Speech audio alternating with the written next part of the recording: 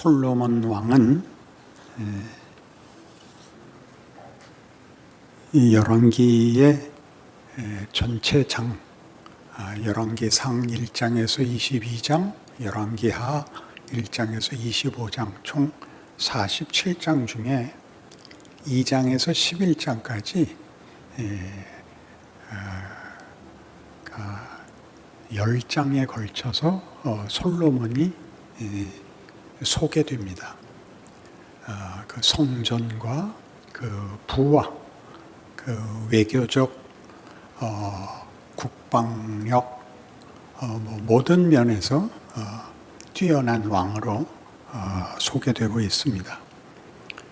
따지고 보면 이 열왕기를 기록한 후손들, 바벨론의 포로 속에서 자기네 나라 역사를 쓰는 후손들에게는 솔로몬의 부귀 영화가 탐탁할 리가 없습니다.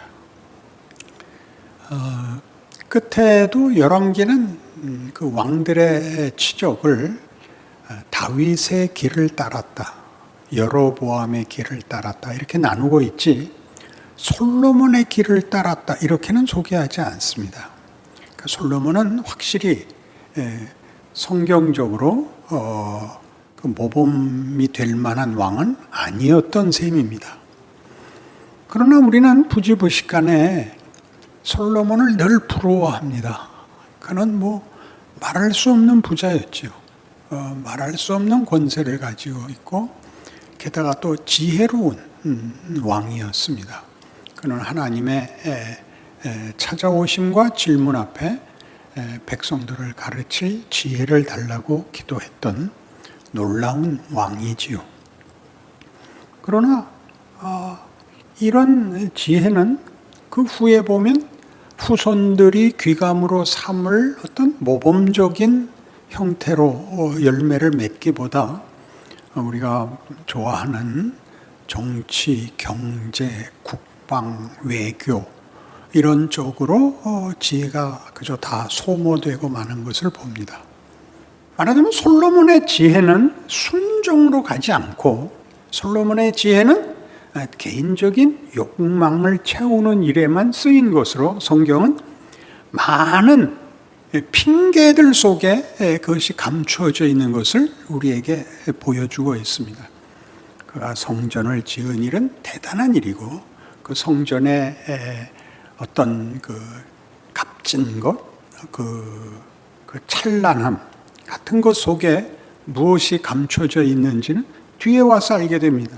오늘 이 하나님 앞에 지혜를 구하는 이 장면에서도 3장 1절은 솔로몬이 애굽의 왕 바로와 더불어 혼인관계를 맺어 그의 딸을 맞이하고 다윗성에 데려다가 두고 자기의 왕궁과 여호와의 성전과 예루살렘 주위의 성의 공사가 끝나기를 기다리니라. 그 시작부터 그는 바로의 딸을 데려옵니다. 이유는 그때 국제 정세상 약소국인 이 이스라엘은 가장 강대한 전통적인 국가, 외면할 수 없는 두려움의 대상인 애굽과 어쨌든 화평한 관계를 유지해야만 됐습니다. 그러니까 그의 지혜는 이상한 대로 쓰이기 시작하는 것이죠. 그럼 우리가 지혜를 가진다는 것과 순종한다는 것을 어떻게 결부시킬 수 있는가 하는 데가 이제 솔로몬이라는 왕을 읽으면서 그의 역사를 보면서 이제 의문으로 그리고 도전으로 받아들여야 됩니다. 무엇이 순종이고 무엇이 지혜냐 하는 것이죠. 순종은 당연히 하나님의 뜻을 따르는 겁니다. 그런데 하나님의 뜻을 따르는 데는 지혜가 필요하다 그럴 때 그때의 지혜는 현실성을 얘기합니다. 하나님의 뜻을 따르는 현실성, 하나님의 뜻을 명분으로 따르는 것이 아니라 현실적으로 따라야죠. 매일매일의 삶에 매일매일의 도전과 시험 앞에서 하나님을 순종해야 됩니다. 그러나 이 순종은 도무지 갈피를 잡을 수가 없습니다. 이스라엘의 역사를 보면서 우리가 당황하는 게 사사기의 역사와 열왕기의 역사에서 보여지듯이 또 예수님의 공생애에서 보여지듯이 이스라엘 백성들은 그럴 수 없는 미련한 그리고 잘못된 선택을 하곤 합니다. 그 긴 역사 동안 반복적으로 그들은 하나님의 뜻에 반대편에 서곤 합니다. 어떻게 그런 일이 있을 수 있는가 하는 것이 우리한테도 쉽지 않은 그 긴장된 질문이어야 맞습니다. 하나님을 순종한다, 신앙생활을 한다. 그럼 지혜는 어떻게 쓰이느냐? 뭐가 순종이냐? 뭐가 지혜냐? 이 지혜의 어려움, 이 순종의 무게는 하박국 선지자가 바벨론의 위협 앞에 이제 패망의 눈앞에 빤히 보이는 현실 앞에서 당시 권력자들과 사회적 지도자들이 불의를 행하고 강포하고 하나님의 뜻을 시행하지 않고 사리사욕을 쫓는 일에 대하여 불만을 터뜨리는 데서부터 하박국 선지자의 그 중요한 메시지가 나옵니다. 하나님 이럴 수가 있습니까? 그러자 하나님이 내가 벌을 내릴 것이다. 이 악인들을 위하여 내가 갈대아 사람들을 일으켜서 다 잡아가고 다 죽이겠다. 그러자 하박국이 당연한 질문을 했죠. 잘못한 것들만 잡아가셔야지 나라를 뭉개버리시면 의인들, 죄를 짓지 않은 사람들은 공연한 벌을 받는 것 아닙니까? 그러자 하나님이 대답하시기를 의인은 믿음으로 산다. 이렇게 됐습니다. 자, 하나님의 뜻을 쫓는 것은 그런 의미에서 보상과 연결이 잘 되지 않습니다. 그것은 억울하고 그것은 당황스러운 길을 걷는 것입니다. 우리는 앞을 내다볼 수 없고 결과를 알 수 없는 지금 순종을 해야 됩니다. 지금으로서는 도무지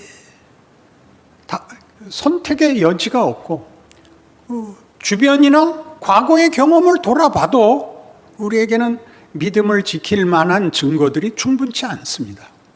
왜냐하면 언제나 시험은 그 전에 왔던 것보다 하나 더 강도가 높아져서 오기 때문입니다. 예전에 해결했던 것으로는 해결할 수 없는 것이 계속 반복적으로 누적되어 우리를 괴롭힙니다. 그때 어떻게 살 수 있단 말인가? 거기를 알 수가 없습니다. 그 순종이 우리에게 너무나 어렵습니다. 고린도전서 2장에 가면 바울이 고린도 교회에 보냄을 받으면서 이런 놀라운 기록을 해놓고 있습니다. 신약성경 263페이지쯤에 고린도전서 2장 1절 이하를 제가 읽겠습니다. 형제들아, 내가 너희에게 나아가 하나님의 증거를 전할 때 말과 지혜의 아름다운 것을 아니하였나니 내가 너희 중에서 예수 그리스도와 그가 십자가에 못 박히신 것 외에는 아무것도 알지 아니하기로 작정하였습니다. 내가 너희 가운데 거할 때에 약하고 두려워하고 심히 떨었노라. 내 말과 내 전도함이 설득력 있는 지혜의 말로 하지 아니하고 다만 성령의 나타나심과 능력을 하여 너희 믿음이 사람의 지혜에 있지 아니하고 다만 하나님의 능력에 있게 하려 하였노라. 이게 무슨 뜻인 것 같습니까? 나는 그때 속수무책이었다. 나는 그때 무슨 준비가 없었다. 나는 그냥 보내심을 받아서 갔을 뿐이다. 그리고 가서 예수가 그랬던 것처럼 죽을 수도 있다고 생각하고 갔다. 나에겐 길이 보이지 않았다. 이게 믿음이고 이게 순종입니다. 둘이 손을 잡는 현재가 될 수 있는 것입니다. 그러니까 억울합니다. 신앙생활은 억울한 게 정상입니다. 억울한 거를 보복하고 보상을 받으려고 하면 솔로몬은 될 수 있지만 다윗이 되지를 못합니다. 이스라엘을 징계하시고 벌 주고 바벨론으로 끌어가실 때에 선지자 예레미야를 세워서 외친 말이 뭐냐 하면 너희 곱게 항복하고 포로로 끌려가라. 이게 하나님의 뜻이다. 모두가 기절하고 뒤집어졌죠. 어떻게 하나님의 백성이 이방신을 섬기는 나라에게 항복을 하느냐? 싸우다 죽으면 죽었지. 이게 하나님의 뜻이다. 너희 가라. 여기서 죽지 마라. 싸우다 죽지 마라. 그런 거죠. 포로가 일을 한다. 포로가 싫고 자존심을 지키기 위해서 여기서 싸워서 여기서 결말을 보겠다. 이게 우리에게 오는 시험이죠. 미래로 나갈 힘이 없어서 지금 오늘 끝장을 내자. 그리고 오늘 운명을 결판 내자. 나 고민하기도 싫고 더 이상 화를 낼 마음도 없다. 하나님과 오늘 끝을 냅시다. 이걸 계속 반복해서 앞으로 가자는 것은 난 못하겠습니다. 그러니까 솔로몬은 뭘 한 거죠? 그러니까 성전을 지어서 그는 그것으로 미래의 어떤 걱정들이나 어떤 그 긴장들을 이걸로 묻어버리고 싶었을 것이다 이겁니다. 이걸로 묻어버리고 싶었죠. 한국교회는 그 유명한 순교기와 부흥기를 거쳤습니다. 근데 제일 놀라운 것은 순교가 최고였던 시대가 그냥 지나가 버렸습니다. 왜요? 순교의 기회가 끝났거든요. 유명한 안희숙 씨의 죽으면 죽으리라 해서 안희숙 씨의 그 모든 증언들이 뭔데요? 나는 순교를 거부당한 죄인이야. 이게 그 간증의 그 기준입니다. 순교가 최고고 하나님은 이러는 거죠. 여기서 죽으면 거기서 책임이 끝나죠. 살아있으면 책임이 계속 반복적으로 오죠. 그거를 순종해. 이렇게 말하는 거죠. 안희숙 씨는 살아남은 바람에 좋은 마음이 아니라 억울한 마음으로 씀으로써 순교 시대를 우리에게 증언했습니다. 그리고 부흥기가 왔습니다. 부흥 시기를 기억하십니까? 부흥사가 강단에서 기침만 해도 은혜를 받았던 때 기억나십니까? 그때 더 이상 천국이 멀리 있지 않고 내 안에 있고 지금 여기 있다. 그 감격 우리 다 있습니다. 문제는 거기가 끝이 아니라는 거죠. 더 있더라고요. 그 다음이 있더라고요. 그 다음을 살아야죠. 그 다음을 살려면 답 없는 길을 그 앞에 그 감격과 만족이 답이 아닌 데를 가면 얼마나 황당하겠어요. 내가 가졌던 감동은 거짓이란 말인가? 내가 가졌던 확신은 왜 지금은 맥을 못 쓰는가? 누구 탓인가?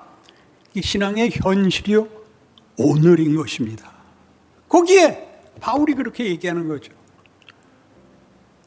내 순종, 내 믿음은 하나님이 일하신다.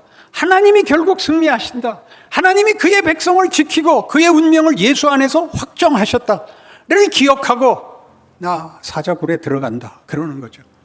순교하러 들어가는 그런 결심, 감동으로 물결치는 그런 황홀이 아니라 답이 없는 데를 지발로 걸어 들어가야 되는 것. 그것이 신앙생활입니다. 열왕기가 보여주고 싶은 얘기죠. 왜 솔로몬이 부럽다고요?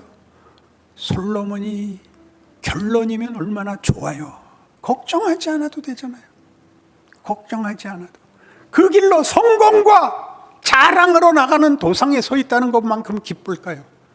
그게 아니라면 어디를 가야 된다고요? 무엇을 해야 되냐고요? 고린도전서 2장 1절에서 5절 말씀은 이렇게 이어집니다. 그러나 우리가 온전한 자들 중에는 지혜를 말하노니 이는 세상의 지혜가 아니요 또 이 세상에서 없어질 통치자들의 지혜도 아니요 오직 은밀한 가운데 있는 하나님의 지혜를 말하는 것으로서 곧 감추어졌던 것인데 하나님이 우리의 영광을 위하여 만세전에 미리 정하신 것이라. 이 지혜는 이 세대의 통치자들이 한 사람도 알지 못하였나니 만일 알았더라면 영광의 주를 십자가에 못 박지 아니하였으리라. 기록된 바 하나님이 자기를 사랑하는 자들을 위하여 예비하신 모든 것은 눈으로 보지 못하고 귀로 듣지 못하고 사람의 마음으로 생각하지도 못하였다 함과 같으니라. 이사야 64장의 예언을 여기 인용하고 있습니다. 우리로서는 상상도 하지 못할 방법으로 하나님은 우리 모두의 영광을 위하여 하나님의 지혜와 권능으로 예수를 보내셨고 그를 십자가에 못 박았고 그렇게 우리의 생애도 이 귀한 영광과 복의 자리로 인도하기 위하여 오늘 울어야 하고 오늘 끝장일 것 같은 길로 우리를 이끌고 있다. 그렇게 얘기합니다. 여기가 믿음이죠. 여기가 순종이고요. 순종이란 자폭하지 않는 것입니다. 지혜란 십자가죠. 십자가는 하나님의 지혜요? 하나님의 권능입니다. 하나님의 최고의 강력한 행동이십니다. 이런 중요한 문제가 우리에게서 해결이 되지 않으면 우리는 밤낮 한탄하다가 세상이 끝납니다. 비난하다가 변명하다가 가장 부끄럽게 도망가다가 비겁해지죠.